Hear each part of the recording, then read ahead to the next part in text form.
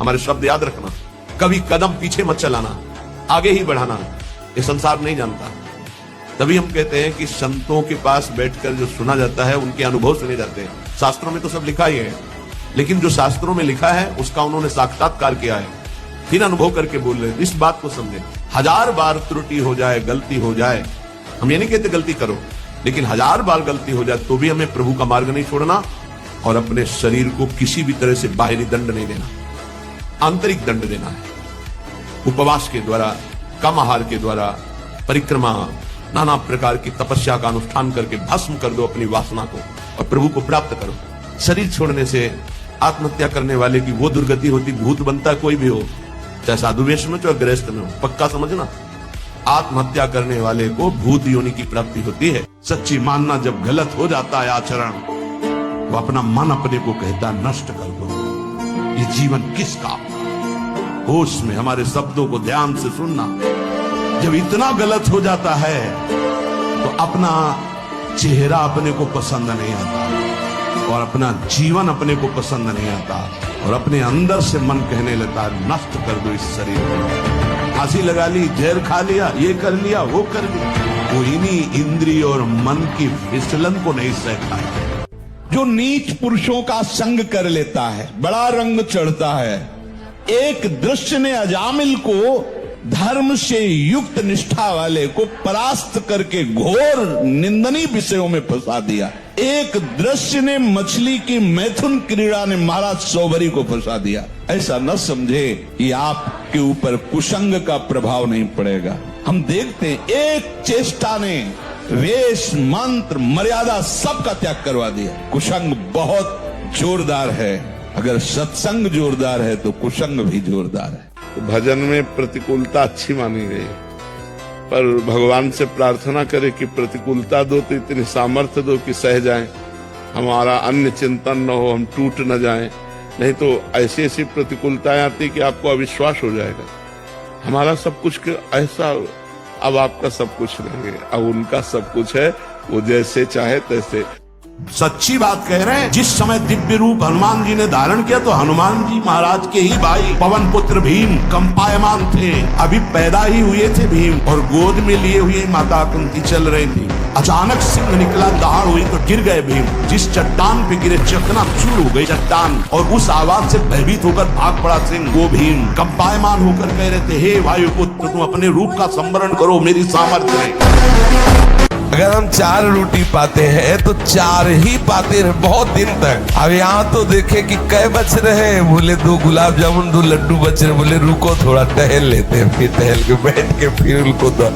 तो मन प्रसादा स्थिति को प्राप्त नहीं हो पाएंगे। थोड़ा सावधान रखिए, अपनी जिह्वा को, अपने भोजन पाने के नियम को एक सीमित रखिए। गला उतराना होगा तो वहीं खड़े मिलेंगे, तिरंगे के नीचे हैं, तिरंगे के बाहर नहीं है। देश की जब बात आएगी तो वहाँ ये चंदन तिलक दूसरे नंबर में, पहले हम खड़े मिलेंगे। क्योंकि इसी देश में रहकर हम भगवत अर्चना कर रहे हैं, इसी देश में रहकर हम भगवत आराधना कर रहे हैं। इसी देश की मिट्टी ने हमें वो दिया है जो हम कह नहीं सकते। अगर हमें ऐसी जगह जन्म होता जहाँ सांप बीची खाए जाते हैं, कौन सा हो, च्यू च्यू चाव बोलते रहते हैं। माथा, कमर, मेरुदंड, छाती, इनमें पीड़ा होना ब्रह्मचर्य की हीनता का लक्षण है।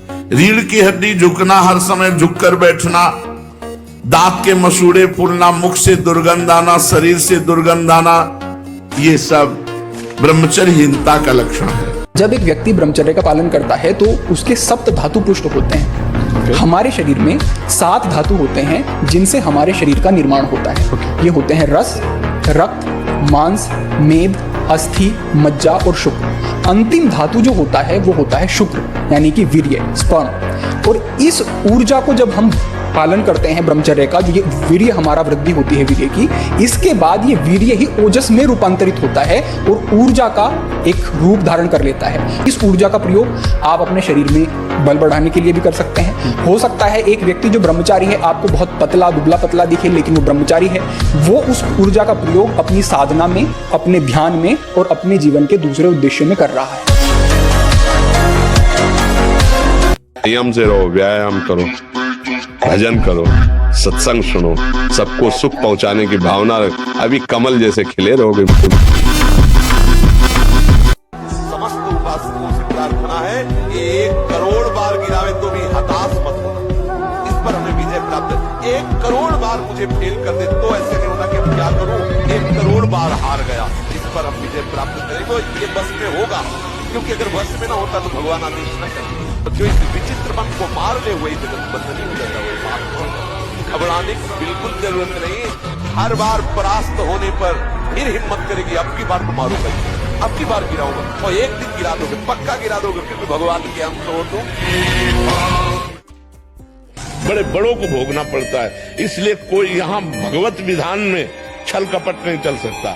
आज तुम निर्दोष हो, कसम खा के कह सकते हो, लेकिन कल का पाप तुम्हें आज फंसा रहा है, इसको कैसे बता सकते हो, इसको कैसे जान सकते हो? आप अच्छे से समझो, जब एक उपासक अपनी सच्ची उपासना में लगता है तो देवराज इंद्र घबरा जाते हैं, त्रिभुवन थर्रा जाता है एक साधक की उपासना पे। फिर आप इतने साधक उपासना कर रहे हो, आपको सोचना पड़े भोग के लिए, आपको सोचना पड़े व्यवस्था के लिए, तो आप कहां हो? सोचो आप कहां हो? एक तपस्वी एक उपासना में रत उपासक जब हिल जाता है त्रिभुवन, आप हो क्या? आप हरि के दास हो, महामहिम त्रिभुवन पति, अखिल ब्रह्मांडों के मायाधीश के सेवक हो। तुम समझते क्या हो? अगर हमारी किडनी नहीं खराब होती ना, जब हमारी किडनी पूर्णतः खराब हो गई, हमें एक संत थे जो किडनी जिनकी फेल थी, उन्होंने कहा अगर अब आप व्यायाम करते तो फट जाएगी, क्योंकि वो फूल चुकी है। उस दिन से व्यायाम बंद किया, नहीं जब से सुधी संभाला होगा 45 मिनट, कई मिनट सर के बल खड़े होना, बिना किसी सपोर्ट के सर के बल खड़े होना, दंड बैठक मारना, और भी आसन व्यायाम 45 मिनट। ब्रह्मचर्य ऐसे थोड़ी रह जाता है कि ऐसे खाओ पियो ब्रह्मचारी रह जाओगे, नहीं, 45 मिनट व्यायाम करके पूरे वृंदावन की परिक्रमा करके अपने ठाकुर की सेवा, गुरु जी की 2 बजे प्रसाद पाते थे मांग करके। हम कह रहे बिल्कुल चैन में हो जाओ, हमारी बात को मान लो, आप बिल्कुल चैन में हो जाओ।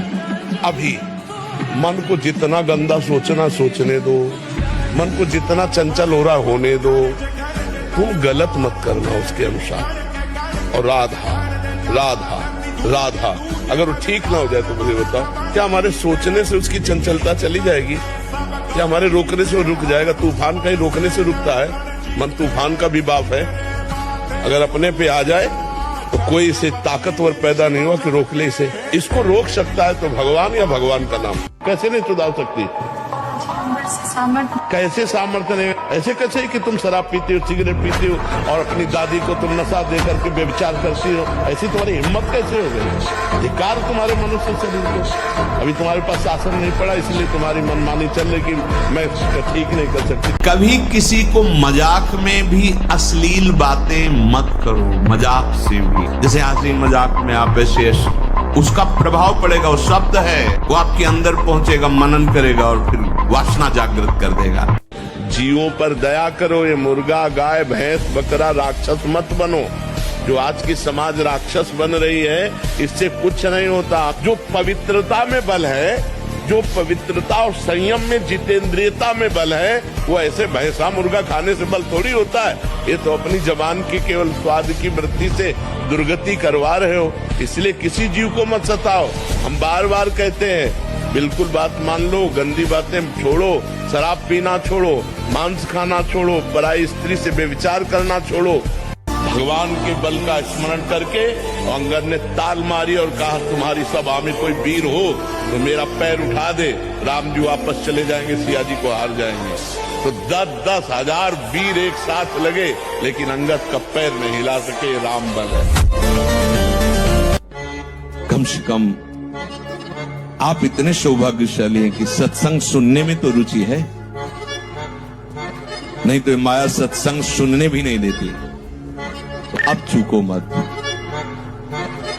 अब एक बार मन और बुद्धि के खिलाफ खड़े हो जाओ।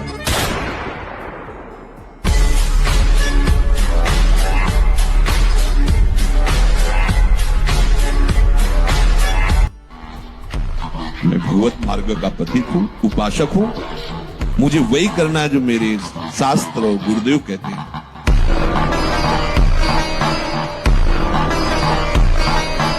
और ब्रह्मचारी के नेत्र बोलते हैं, जैसे जंगली सिंह के नेत्र हैं, ऐसे ब्रह्मचारी के नेत्र में, उसके नेत्र में एक पावर होता है, एक दबाव पक्ष होता है। वो जिस पर नेत्र डाले तो एक बार झुक जाए सामने वाले की भी। ब्रह्मचर्य का ऐसा पावर है।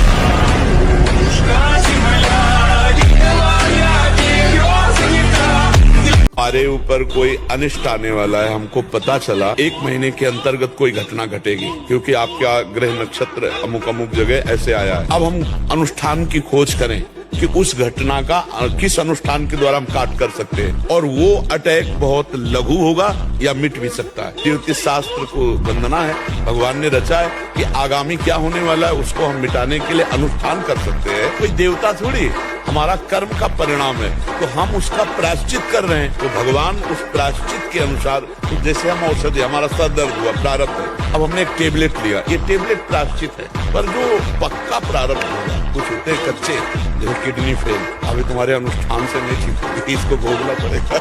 अब मान लो आपकी 25 वर्ष की अवस्था हुई और 10 वर्ष आप करते रहे हैं, अब आपको संभलना बहुत ही कठिन है, क्योंकि जो संभलने की अवस्था थी उसमें तो आपने नष्ट कर दिया, अब संभलना कठिन। लेकिन फिर भी संभलने का उपाय है, आयुर्वेदिक किसी अच्छे वैद्य से और धातु पुष्टता की औषधि ले, और व्यायाम, भोजन सुधार, संग सुधार, चिंतन सुधार, शास्त्रों का स्वाध्याय और नाम जप, यही हमारे हृदय में निश्चय है, इसी से सुधार हो सकता है। तो ये मन तुम्हारे काबू में रहेगा, नहीं तो ये मन बहुत कठिन है। हिमालय को उठा लेना सहज हो सकता है, लेकिन मन को रोक लेना कठिन है। अगर वो ठान ले कि मुझे ये करना है, तो चाहे इसके बाद गोली मार दी जाए, वो बर्दाश्त कर लेगा, पर वो करेगा। आप देख लो ना, उस मन को अगर कोई रोक सकता है तो भगवान का अमोघ बलशाली नाम रोक सकता है। क्या मुर्दे जैसा जीवन।